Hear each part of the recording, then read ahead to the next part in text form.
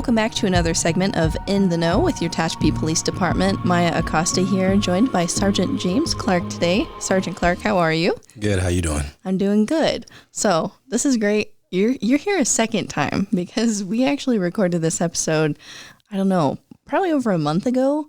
Yeah, it was in December. Yeah, and then we had some technical issues. I had some technical issues, and but we're here again. So we that was the first trial run, and now this is the real deal, and we'll get into the real nitty gritty of really who you are, why you're part of the Tehachapi Police Department, and kind of what it means to you to be part of the community. So, starting off, tell me a little bit about yourself. How'd you come to be a member of TPD? Let's see here. I've been here roughly almost 2 years now. I came from LA County Sheriff's down in Lancaster. I worked for Lancaster Station, and I was there for approximately 12 years.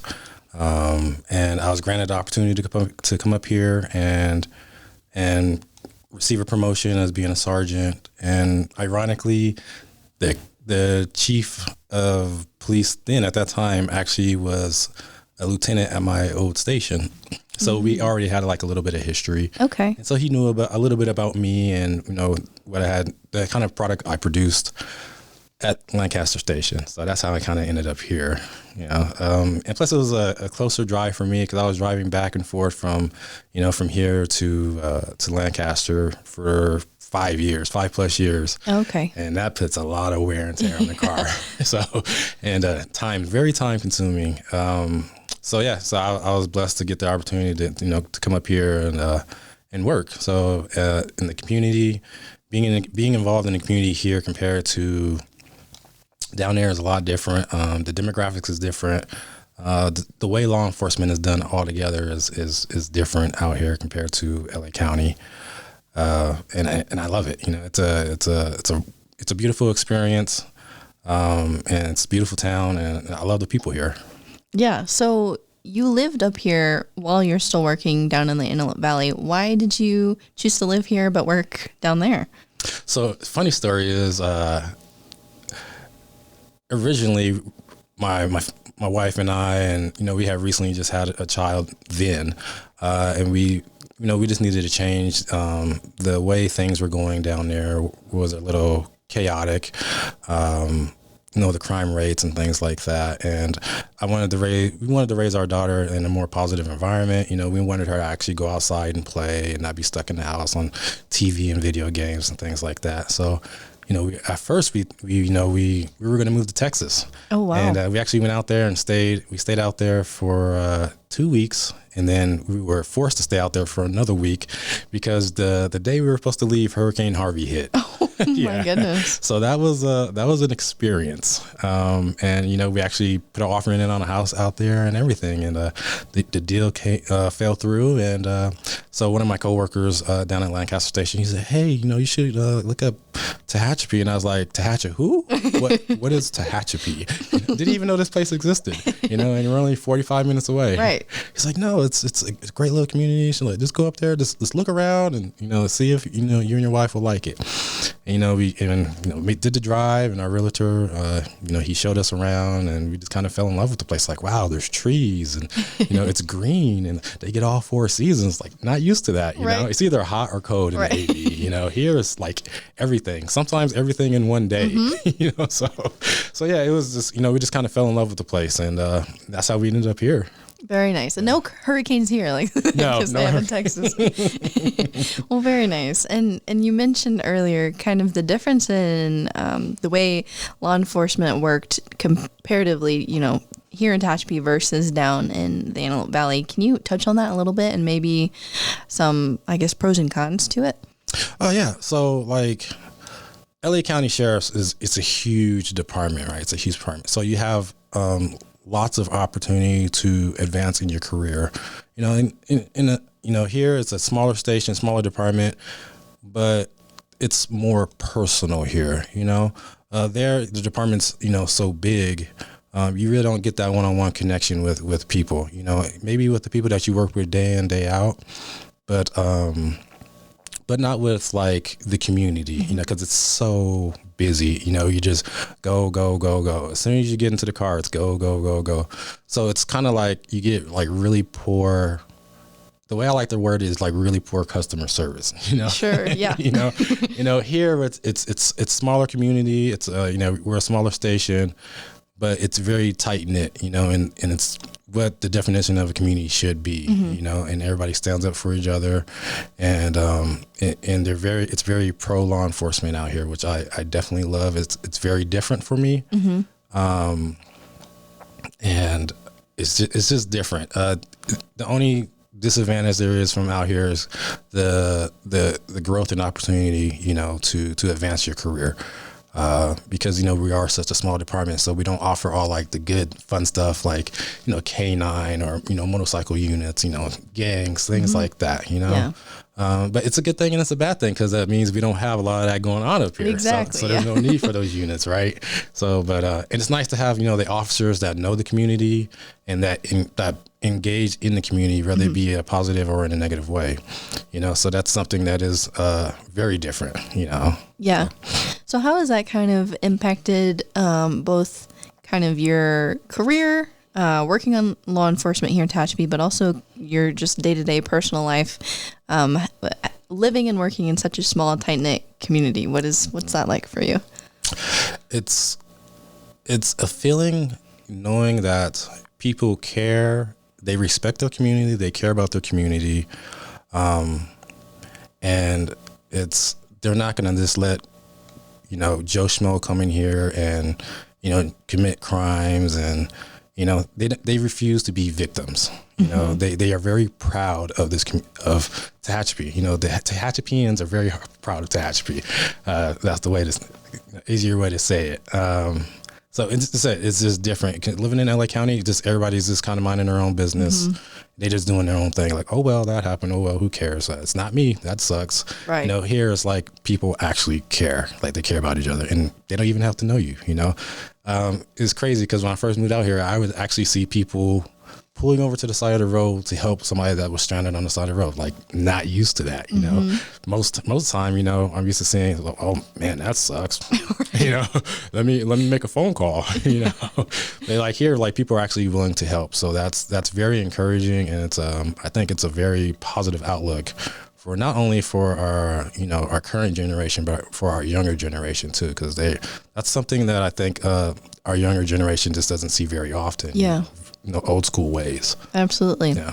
And now I'm referring back to our conversation from about a month or so ago. You talked a bit about being an SRO when you were working in Antelope Valley, and tying that into kind of the younger generations and, you know, setting a better example for them, whether it be living in a smaller community like Tehachapi. But generally speaking, what was your experience working as a school resource officer like earlier in your career? Oh, I loved it. Just being able to engage with the kids on, you know, on a positive or negative note, you know, it didn't matter. I could relate to a lot of them because down in that particular area, a lot of those kids, they came from like the Los Angeles area, which is where I was born and raised. So I could relate to a lot of what they were going through. I mean, I didn't move up to the Antelope Valley until I started like high school, you know. So I grew up in a very rough area. So as far as being able to relate to those kids, it's very simple for me to have a connection with them. And for the most part, they respected that and they saw that. At first, they didn't really, you know, dig it, you know, right. That I was like, why is this guy talking to me? You know, but then you know, they saw that I can relate to them and that I was just a normal person just like them. You know, I think it just opened up their eyes a little bit. And I like to feel that I made a change in some of those kids' lives, you know, or at least gave them a different perspective on police officers. Right. You know, so, but yeah, other than that, it was a very positive experience. And I love the schools that I had and all the teachers and the staff that I worked with. Very cool. And, you know, SROs are not just a thing that you see in really big school districts or highly populated areas. We have an SRO here in Tehachapi. To you, you know, having that experience, how do you see that, the just kind of job title, that role of an SRO being beneficial and growing young kids' kind of ideas, perceptions of law enforcement, or maybe just kind of respecting authority in a way, if you could say that. What are your thoughts on that? I think it's good. Being an SRO it's not easy. It's not a job where you can just go and just kick your feet up and just wait for things to happen. Right. If you're really serious about the job, you're going to want to engage with these kids, because they look up to you, believe it or not, especially, from junior high and below, their minds are always wandering. They're sponges, so you can kind of set that tone right then and there, maybe for that kid, for the rest of that kid's life, how that kid's going to look at law enforcement, with the way you interact with that child. So it's very important. It's very important to be engaging and not just be that person that goes and just sits around and does nothing. It can be a positive or it can be a negative experience. And I think most people, when they see a law enforcement officer in a school, they think, oh, this must be a bad school, yada, this and that. But it's not the case. We're there to protect the kids, but we're there to also have positive interactions with the children, to have them think, differently. It's not all about, crime and all that stuff. We're trying to give take away that negative stigma. It's like, oh, when you see a uniformed personnel, something bad's going to happen. Right. That's not the case, you know? So very cool. Very cool. And looking at your, career in law enforcement as well, where did you start? Like, how did you kind of get into the law enforcement world? Actually, I always wanted to be a firefighter. Okay. So that's really how I started off. So I graduated from high school, and I had a very strong football career in high school. Unfortunately, I suffered from some pretty serious injuries, so I didn't know what route to take.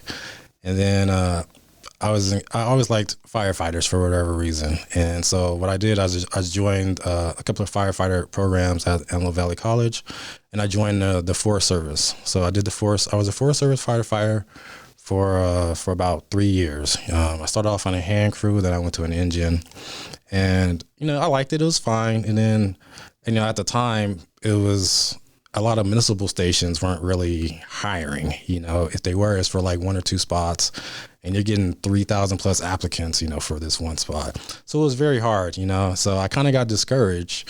And then, so I continued doing the Forest Service thing. And to me, it wasn't filling that void in me. Yeah.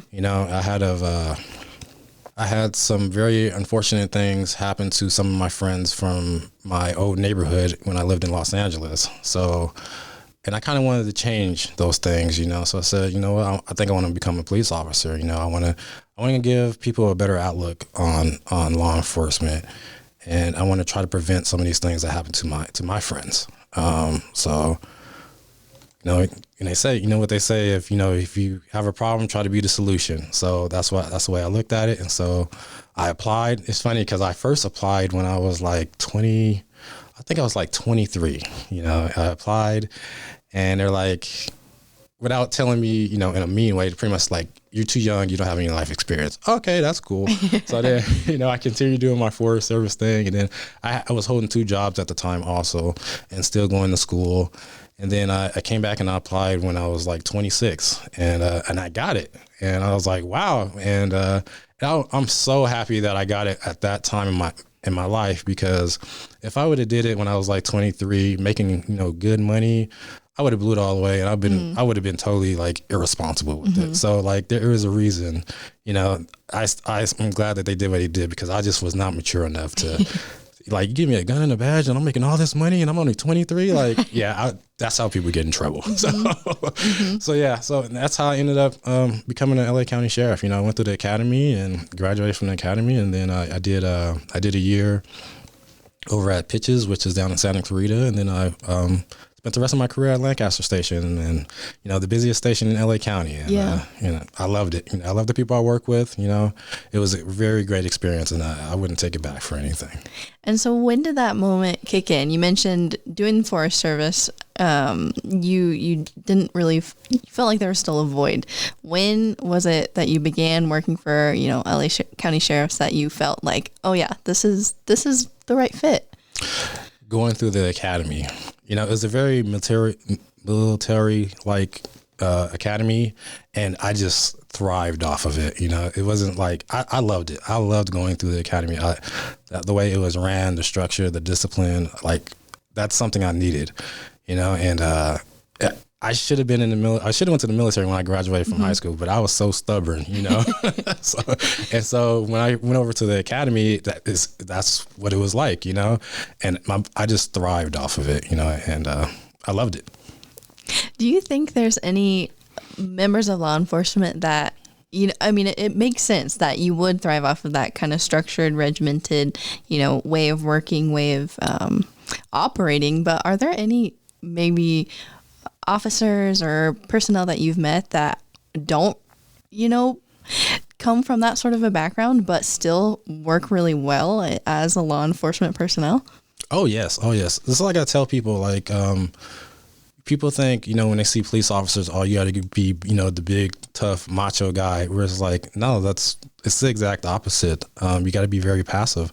And the most important skill to me in law enforcement is knowing how to talk to people. That is the most important skill. And if you don't have that, your career is not going to be very successful. I mean, the way you talk to people is going to dictate, how that arrest is going to go. If right. You're going to have to use force on this person, or you're going to be able to talk this person into handcuffs, right? And just showing that compassion, to people and not being like a robot. It is this and this and this and that. Like, no, like you need to understand that it's not everything's black and white. There's a lot of gray out there, right? Right. And you just need to show people that you're understanding and that you are a human being. And you're not a robot, and there are laws, but we have what we call, there's spirit of the law and there's letter of the law, so we have the option to choose, and I think just knowing how to talk to people is a very important part of that. Yeah. And like you said, there's, just a matter of words can really change how a whole interaction can go, from it being, just a calm, peaceful sort of, whether it's just giving someone a ticket or whatever it may be, to something that could turn dangerous for you and the other person involved. So very interesting to hear that, it's not all just about knowing the procedures and how to handle a weapon or whatever it may be. It really is just about also knowing compassion and de-escalation and all of those skills exactly. too. So we talked about, obviously, your start, interest in law enforcement, and then your time with LA County Sheriffs. What was the transition then? Were you just an officer with, or I guess it'd be deputy? Deputy, yes. I'm learning all the terminology. I'm slow to learn these things, but I'm getting there. So you were a deputy, but now you're a sergeant here with TPD. Yes. What was that kind of title and promotion like for you? It was different. When I applied here, I didn't know I was gonna be a sergeant, and the chief at that time, he just kind of surprised me with it, like, "Hey, I'm bringing you in as a sergeant," and I was like, "Okay." I really didn't know how to feel about it, right? So obviously he saw a quality, a skill in me that I never saw in myself, and I mean, even when I was in the Forest Service, I had captains and things like that tell me, like, "Hey, you should apply to be, to be in some kind of leadership role. I can see you being a good leader." And I'm like, I don't think so. It's just like, I kind of like to keep to myself, do my thing, handle business, And so they, obviously people in my past, they saw the same thing. So, I was always told, if you're granted an opportunity, to never say no, just take it and just go with it. So, I was granted the opportunity, so I said, "Okay, let's. I guess we're doing this," And I don't regret it for the world. I love it. I'm still learning. I'm learning every day. Well, I think what makes my job easier is the officers at TPD. They all come from different backgrounds. They all come from different areas. They are very knowledgeable and educated officers. And I learn every day from them, so I have to give my hats off to them. Because of them, this transition has been like very easy for me. Very nice. And we were talking earlier about kind of the tight-knit community aspect to Tehachapi. How does that play into kind of your policing, but also involvement with the community, whether it just be through the kind of events that TPD puts on, or maybe the city puts on, or the schools, whatever it may be? What's that relationship like with the community? I think we have a really good relationship with the community. People are very open and coming and talk to us about, any and everything that's going on, no matter how minor it is, which is kind of weird because, usually when, we don't, we're coming from our previous station, we usually only interacted with the community in pretty much a negative way. They're calling us because, something bad is happening. But like even just the other day, I had some civilian just walk up to me and say, I appreciate your service. And I was like, wow, thank you. I really appreciate that. It's just, small things like that. Like we see it, we notice it, and it does matter to us, to have that positive reinforcement from the community, to know that, hey, we're not just out here risking it all for nothing for people that don't care about us. Right. Absolutely. Yeah. I'm sure it's very rewarding in that aspect. To have that open relationship with the community.